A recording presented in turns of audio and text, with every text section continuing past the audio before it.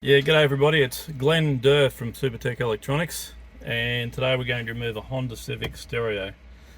First thing we're going to do is get this gear shift out of the way, and we can do that by just popping this little guy up there. We can press a screwdriver in there and that will release it so we can move the gear shift out of the way. Okay, so now that we've moved the gear stick back, we've got this part here is loose.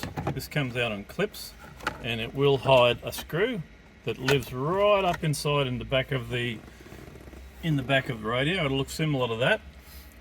That's an 8mm socket, an 8mm Phillips head, and 8mm Phillips head. It will be a Phillips head or an 8mm socket.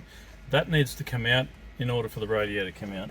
Okay, now that you've removed that one bolt underneath, the radio will be loose. Now you can use your plastic spudger at this stage and use some brute force to get it out.